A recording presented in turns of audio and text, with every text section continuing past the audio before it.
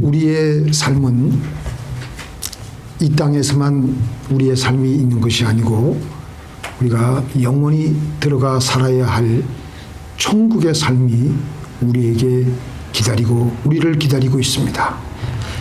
그래서 우리가 이 땅에서만 잘 먹고 잘 살기만을 위하여 살면 우리 이렇게 살 필요 없어요. 그저 뭐 주일날 돼도 푸른 초장으로 나가서 골프도 치고 또 놀기도 놀고 온갖 세상 즐거움과 쾌락을 다 누리고 살아야 하는 것이 마땅하고 잘하는 짓이에요. 근데 사실은 그렇지가 않다는 것입니다. 우리에게 이 땅에서의 삶은 매우 제한된 삶이며 순식간에 그 끝이 오는데 순식간에 옵니다. 그래서 어떤 그 순간을 맞이하면서 그 영국의 조지 버나드 쇼는 이렇게 말을 했습니다. 그 유명한 말이죠. 우물쭈물하다가 내 언젠가 이럴 줄 알았다. 너무 좀 웃긴 얘기 같지만 참 이게 너무나도 슬픈 얘기예요. 우물쭈물하다가 내 언젠가 이럴 줄 알았다. 우리 내 안에 있는 이 사람도 예수를 믿는지 안 믿는지 모르겠지만 이 사람 안에 있는 영이 이걸 미리 알려줬다는 거예요. 우물쭈물하다가 내 언젠가 이럴 줄 알았다. 오늘 본문 40절에 보니까 이러므로 너희도 예비하고 있으라. 생각하지 않고 있을 때에 세상에 종말이 오게 된다. 이 세상의 무대에서 우리가 내려와야 할 그때가 반드시 오기 때문에 우리는 거기에 맞추어서 대비하고 살아야 하는 겁니다. 누가복음 오늘 우리가 읽은 본문 그 전에 그 후에 보면은 불의한 청지기의 비유가 나오는데요. 불의한 청지기의 비유는 제가 그 비유를 여러 번 읽고서도 제가 도무지 우리 예수님께서 말씀해 주신 비유니까 생각을 해봤지만 이해를 못했던 구절이었습니다. 이 불의한 청지기는 회삿돈을 유용하고 횡령하고 배임을 해서 주인이 그 소문을 듣고 두고 보다 못해 결국은 그 청지기를 불러서 몇 월 며칠부로 그를 해고한 상태에 이르게 됩니다. 절대 본이 되지 못한 청지기에게서 우리가 딱 한 가지 배울 것이 있는데 그것은 바로 그가 아직 현직에 있는 동안 해고 이유를 대비하고 있었다는 것입니다. 이 불의한 청지기는 자기 주인에게 그동안 빚진 자들을 불러서 그들의 빚을 주인 몰래 감해주는 것입니다. 그것도 사실 안 좋은 방법이죠. 그렇지만 자기에게 신세를 이렇게 진 사람들로부터 앞으로 그들로부터 내가 해고 이후에 이 사람들에게서 좀 대가를 바라고 그렇게 해줬던 것입니다. 그래서 주인에게 빚진 자들을 한 사람씩 부르는데 처음 빚진 사람이 기름 100마리 기름 100마리니까 우리 한국의 옛날에 그 말대가 있잖아요. 기름 100마리라고 하니까 청지기는 자 그렇게 하지 말고 50으로 삭삭 지우개를 지우더니 50으로 쓰라고 합니다. 그러니까 기름 100마리는 올리브 기름이기 때문에 오늘날로 말하면 한 10,000불 정도 넘는 돈입니다. 10,000불이 더 되나요? 자주간 그래서 그 빚을 5,000불이나 깎아줬습니다. 두 번째 빚진 사람은 밀 100석을 빚졌다고 말을 하는 것이었습니다. 그래서 청지기는 또 지우개를 갖고 오라 그래가지고 지운 다음에 80으로 쓰라고 합니다. 그래서 20%나 감해줬습니다. 밀 100석은 돈으로 한 사람은 지금으로 말하면 한 10만 불 정도 값어치가 있는데 20%나 20석이나 감해줬으니까 2만 불을 깎아줬습니다. 사실 이 방법도 불법이지만 주님은 이 청지기에게서 바로 이렇게 해고 이후에 청지기가 준비하고 있는 행동을 배우라고 말씀해 주시고 계십니다. 사실 그것은 자기 것도 아니고 주인의 것을 근데 이 청지기가 뭐냐면 자기가 아직 그걸 처리할 고난이 남아있는 동안 주인의 것을 제멋대로 활용한 것이지만 주님은 우리에게 그것을 바로 배우라는 것입니다. 내 인생 끝나는 날이 온다. 그 이유를 대비하라. 지금 있는 것도 지금 있는 시간, 지금 내가 가지고 있는 물질, 그거 하나님이 잠시 내게 맡겨주신 것이다. 그런데 그것으로 친구를 사귀고 내 인생 끝난 이유를 대비하라고 주님은 우리에게 말씀하시고 계신 것입니다. 탈무드에서 어떤 사람이 왕으로부터 엄한 호출을 받았습니다.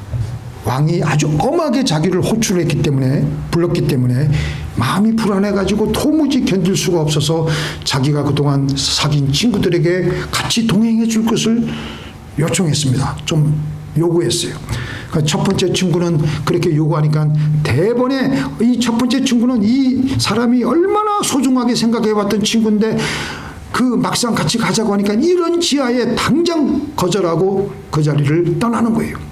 두 번째 친구는 첫 번째 친구와 같이 그렇게 그렇게 깊이 사랑한 것은 아니었지만 그래도 두 번째 친구는 같이 가자고 하니까 궁궐 앞까지만 따라가 주겠다고 했습니다.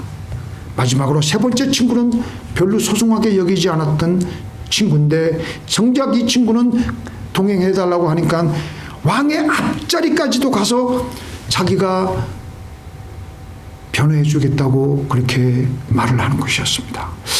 이 탈무드에서 이 의미를 이렇게 해석을 해줍니다. 왕의 호출은 죽음을 의미합니다. 첫 번째 친구는 뭐겠어요? 재산입니다. 물질입니다. 두 번째 친구는 우리의 가족이에요. 세 번째 친구는 내가 그동안 사람들에게 베풀었던 선행입니다. 돈은 우리가 죽는 순간 그 자리에서 바로 우리 곁을 매몰차게 떠나가 버립니다. 두 번째 친구인 가족은 장례식 자리까지만 따라오고 얼마간 추모도 하겠지만 죽음의 문턱까지는 같이 넘어갈 수는 없습니다. 그런데 세 번째 친구는 그동안 자기도 모르게 남들에게 베풀었던 사랑과 선행은 하나님 앞에까지 가서 나를 변호해 준다라는 것입니다.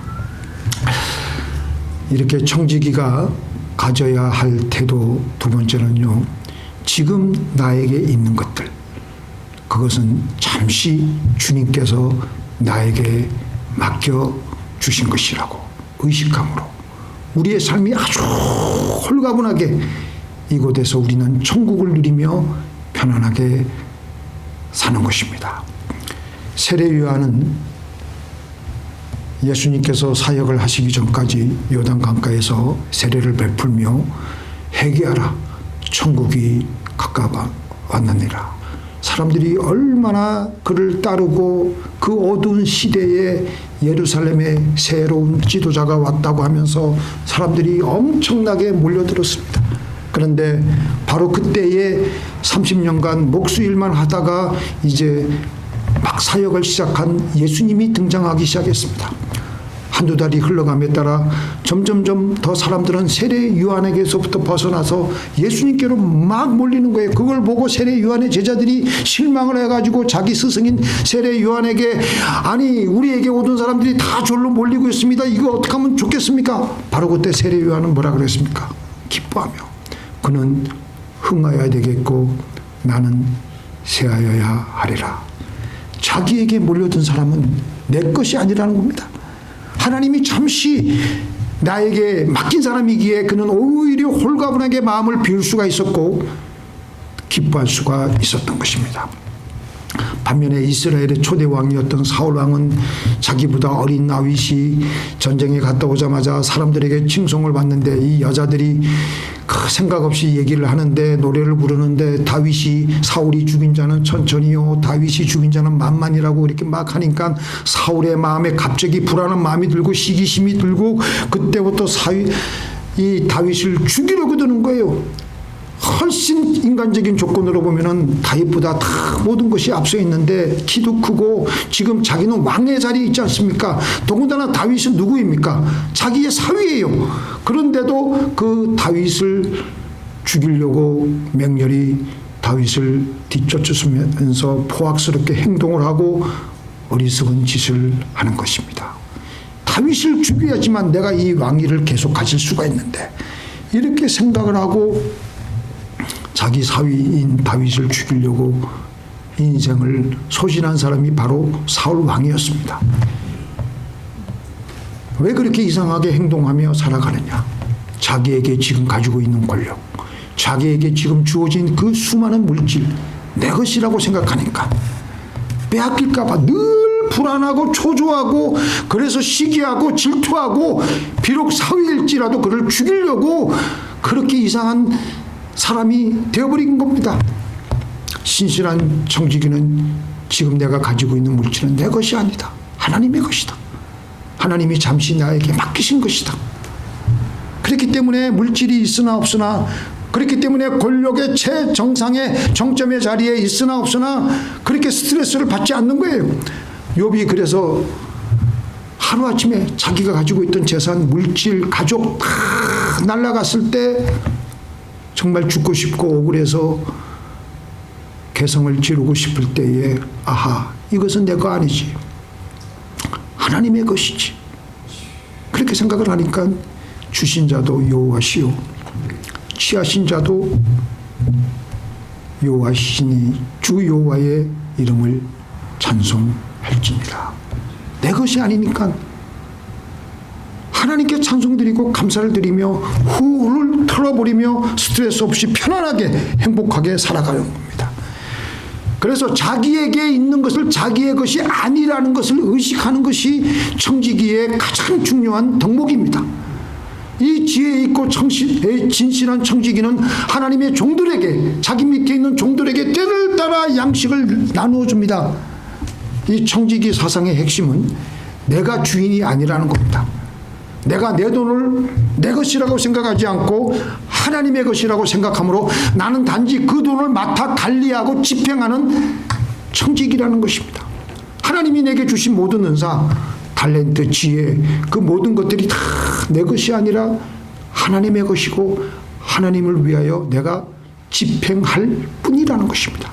그래서 이 점에서는 이 청지기는 자유롭게 그것을 관리하고 집행한다는 점에 있어서는 그냥 종과는 조금 틀립니다.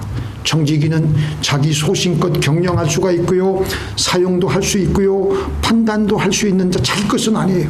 이런 청지기 사상을 가지고 하나님 나라를 위하여 자기에게 맡겨진 모든 것을 하나님의 뜻대로 사람들에게 나누어 주고 사용하다가 천국에 가는 사람은 그 사람은 복 있는 사람인 것입니다. 우리가 이 땅에서 공부하고 기술도 배우고 돈을 벌어가며 우리는 어느새 우리도 모르게 내가 크게 부자가 되어야지, 내가 크게 그냥 뭐 내 영역을 넓혀가야지, 더 잘 살아야지, 이렇게 힘들게 스트레스를 받아가며 살아갑니다. 그런데 선하고 지혜로운 청지기는 그 목적이 내가 잘 먹고 잘 사는 것이 아니라 나로 인하여서 다른 사람들을 먹여 살리는 것입니다. 그래서 공부도 하고 기술도 배우고 돈도 벌고 때를 따라 사람들에게 양식을 나누어 주는 청지기로 살다가 천국감으로 이 땅에서 살아갈 때도 편안하게 행복하게 살아가며 천국에 가서도 많은 상급이 주어지기 때문에 얼마나 복된 삶이 되겠습니까? 믿습니까? 하나님께서는 아브라함에게 너는 복의 근원이 될지라, 이건 우리에게 하신 말씀이에요. 너는 복의 근원이 될지라. 복의 근원이 되라는 것은 다른 사람을 위하여 자기가 가지고 있는 모든 자원을 가지고 나누어 주는 삶을 살다가 오라는 것입니다. 나 한 사람으로 인해서 주변 사람들이 복을 받고 생명을 얻게 되면 우리의 삶은 복된 삶, 지혜롭고 진실된 청지기의 삶을 잘 살다가 가는데, 오늘 우리가 본문 말씀 43절 44절, 주인이 이를 때에 그 종에 이렇게 하는 것을 보면 그 종이 복이 있으리로다. 44절 제가 읽어드릴게요. 여기 안 나왔는데요. 내가 참으로 너에게 이르노니 주인이 그 모든 소유를 저에게 맡기리라. 바로 청지기에게서 하나님이 가지고 있는 것들을 하나님께서는 더 맡기신다라고 말씀하셨습니다. 그것은 무슨 말씀이냐면요, 남에게 나누어 주려고 하고 남에게 잘 사용하는 사람은요 하나님이 쓰시겠다라는 것입니다. 여기서 우리의 삶의 축복의 핵심 키가 들어있습니다. 우리가 자기만을 위해서 쓰며 살아가려 할 때는 하나님께서는 우리를 사용하지 않으십니다. 그런데 주를 위하여 쓰며 살아가는 사람의 삶은 주님이 앞으로 써야 하겠기에 그 사람의 삶을 풀어주실 수밖에 없는 겁니다. 주님의 입장에 한번 서보면 주님이 우리를 쓰려고 할 때 이 사람의 삶이 풀리지 않는데 쓰려고는 하는데 풀리지 않으면 그 사람을 쓸 수가 없어요. 그래서 미리 하나님께서는 그 사람의 삶을 형통해지도록 많은 물질을 맡기시며 많은 것들을 맡기시는 것입니다. 그래서 그 물질을 통해서 많은 사람들이 구원을 받고 축복을 받게 하시는 것입니다. 우리 다 함께 읽겠습니다. 시작. 너희는 먼저 그 나라와 그의 의를 구하라. 그리하면 이 모든 것을 너희에게 더하시리라. 그래서 우리 삶의 목적은 하나님의 나라와 의를 구하는 것입니다. 물질을 가지고 나에게 주어진 시간을 가지고 하나님의 나라를 구하고 이웃을 구원하여서 하나님의 나라가 확장되어지도록 먼저 구하는 것입니다. 이렇게 우리의 모든 삶의 자원, 심지어는 나의 모든 존재를 주를 위해서 사용하려고 할 때 우리의 모든 것이 더하여지며 우리의 삶은 풀려지게 됩니다. 이게 바로 우리 삶의 축복의 핵심 열쇠입니다. 주를 위하여 쓰지를 않고 자기만을 위해서 어리석은 부자처럼 창고에 쌓아두고 그 수없이 많은 물질을 보면서 흐뭇해하면서 내가 영영토록 내 영혼아 마음껏 영영토록 먹고 마시며 즐기며 살자라고 하는 그 어리석은 부자를 통해 보고 우리 하나님께서는 뭐라고 하셨습니까? 야, 너는 세상에서 별로 쓸모가 없구나. 빨리 가자. 너는 쓸모가 없구나. 빨리 오너라. 그래서 이렇게 주를 위하여 쓰는 것은 먼저 그 나라와 그의 의를 구하는 것은 주님이 우리의 인생에 이 땅에서 살아가는 동안 우리에게 주신 것을 먼저 흘러나가게 하는 것입니다. 우리가 오늘 아침에 마신 물, 설거지한 물은 없어지는 게 아니에요. 그 물은 돌고 돕니다. 우리가 세수를 해서 사용한 물은 사라지는 것이 아니라 하수구를 통해서 빠져나가요. 그 하수구를 통해서 빠져나간 물은 저 태평양 깊은 바다까지 또 이렇게 돌고 돌아요. 그래가지고 바다 물이 다시 증발이 되고 구름이 되어가지고 다시 지상으로 또 비가 되어서 내려와가지고 다시 정수 시설을 거쳐서 우리가 또 마시는 겁니다. 우리의 이 가지고 있는 육신의 장막도 마찬가지. 이게 없어지는 게 아니에요. 없어지는 것 같지만 이게 돌고 도는 거예요. 그런데 우리가 그것을 움켜쥐고 있으면 그게 썩습니다. 썩어요. 제가 어저께 이 교회에서 기도하다가 이게 잘못해가지고 여기가 꽉 막혀가지고 여기가 피가 안 통하는 거예요. 이걸 빠져나오려고 그랬는데도 이게 안 되는 거예요, 이게. 그래가지고 이게 큰일 났다 싶어가지고 저 혼자 하니까 이게 가위로 할 수도 없고 하다가 어떻게 이렇게 나왔는데 피는 돌아야 됩니다. 믿습니까? 여기가 안 도니까 제 심장이 웅뚱웅뚱 하더라고요. 여기가 딱 피가 멈추니까. 그래서 우리의 삶에 있어서 흘러들어오고 흘러나가는 거 매우 중요합니다. 공기 흘러들어오고 흘러나가야 됩니다. 물 흘러들어오고 흘러나가야 됩니다. 피 잘 흘러가야 됩니다. 흐르지 않으면 중풍 걸립니다. 돈 잘 흘러야 됩니다. 안 흐르면 많은 회사들이 개인들이 경제적으로 망합니다. 흐르지 않고 고여 있으면 썩습니다. 썩은 공기, 썩은 물, 썩은 피, 썩은 돈은 사람을 병들게 하고 세상을 병들게 합니다. 그래서 우리가 신앙을 가지고 신앙생활을 하는데 잘 흘려보내는 이 삶을 사는 것은 바로 청지기의 삶입니다. 복되고 지혜로운 청지기입니다. 그래서 그 흘려보내게 된 그 자리에는 예수님의 생명이 싹트고 가치가 만들어지게 되며 하나님의 흔적이 남게 되는 것입니다. 얼마 전에 신문에 보니까 소록도에서 40몇 년간 수고하신 오스트리아 간호사 그분들은 남에게 알려지는 걸 그렇게 극구 사양을 하고 인터뷰도 한 번도 못했어요. 그래서 그분들이 그 한국에서 40년간 그 할 때도 그 이제 살짝 떠날 때도 소리 없이 편지 한 장 달랑 써놓고 고국으로 갔습니다.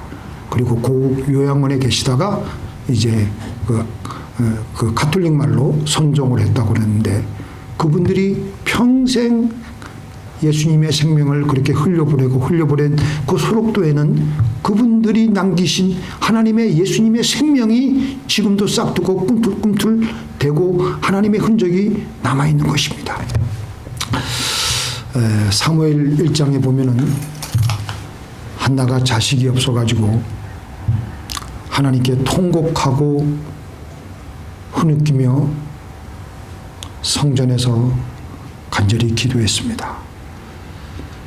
우리도 이런 상태가 종종 처할 때가 있습니다.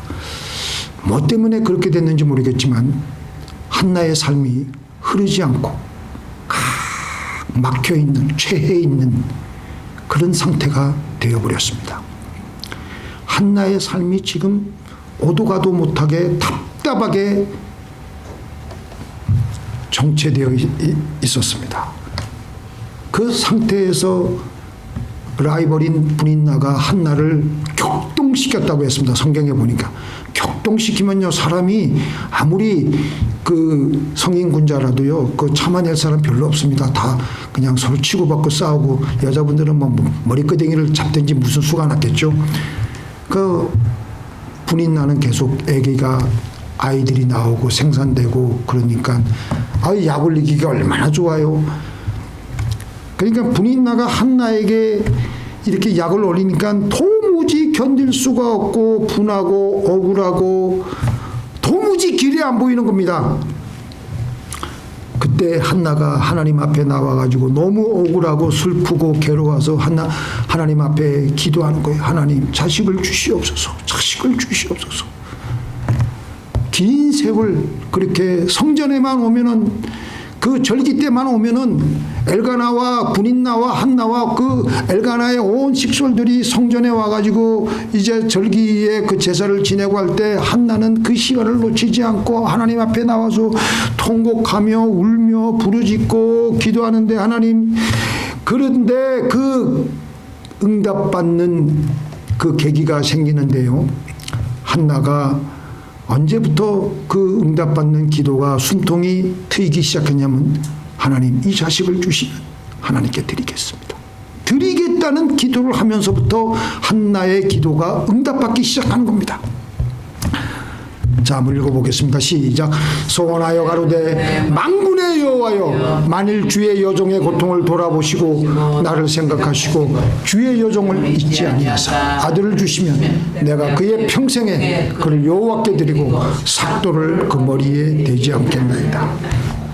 우리의 삶에서 내 삶이 왜 안 풀리느냐 생각을 해보시고, 저나 여러분들이라, 내가 가지고 있는 것 다 하나님의 것입니다.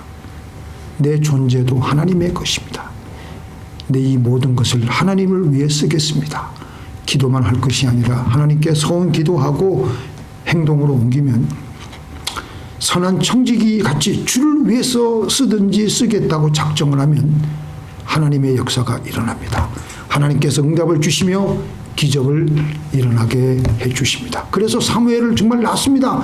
아들 사무엘이 정말 3살 정도 되어가지고 정말 더 아이를 안고 자기 품에 더 데리고 있고 싶었지만 젖을 떼자마자 하나님께 약속한 대로 해당으로, 실로에 있는 해당으로 올라가서 하나님의 종으로 드리는 겁니다. 그 이후에 한나는 하나님으로부터 어떻게 됐습니까? 3아들, 2딸을 더 얻게 되어서 사무엘이 없는 빈자리를 다른 자녀들이 메꿔주면서 한나는 복의 복을 더 받게 되었고, 하나님께 그 사무엘 선지자를 통해서 이스라엘 역사의 새로운 장막을, 새로운 막을 여는 귀한 시대에 쓰임받게 되었던 사무엘, 그리고 그 한나의 모자지간의 그 삶을 우리는 보게 됩니다. 이 한나가 이 고통의 시간을 통과하면서 하나님께 응답받는 것을 이 체험하면서 한나가 어떤 기도를 했냐면은 같이 읽겠습니다. 여호와는 가난하게도 하시고 부하게도 하시고 낮추기도 하시고 높이기도 하시는도다. 하나님이 저를 한때는 낮추셨습니다. 하나님이 저를 한때는 높이셨습니다. 하나님이 가져가셨습니다. 하나님이 주셨습니다. 하나님 감사합니다. 나는 그저 청지기일 뿐입니다. 우리의 남은 여생 하나님을 위해서 지금 우리의 가지고 있는 이 물질, 우리가 이 땅에서만 살 것 아니잖아요. 그죠? 저 영원한 저 삶을 우리는 또 살아야 될 텐데 그 삶을 위해서 지금 예수 안 믿는 사람들에게, 어려움을 겪고 있는 사람들에게 사용함으로 놀랍게 이 생애에서 하나님께 쓰임 받다가 천국에 복되게 들어가시는 저와 여러분이 되기를 주님의 이름으로 축원드립니다. 자, 기도.